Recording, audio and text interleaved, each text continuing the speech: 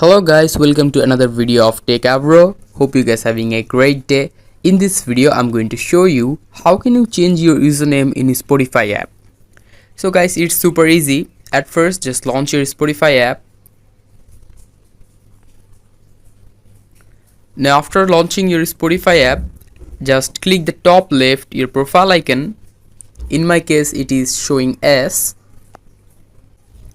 Now after that, here you can see view profile under your name. Click on it.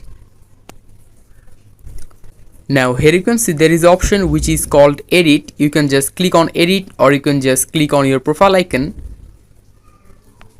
Now after that, here you can see the name option is here. If you click on name option, you can just simply change it.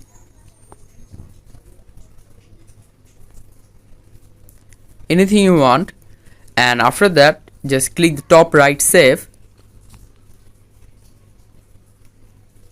Now here you can see my username has changed.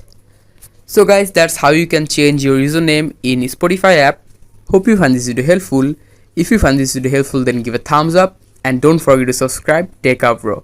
Thank you so much for watching the video.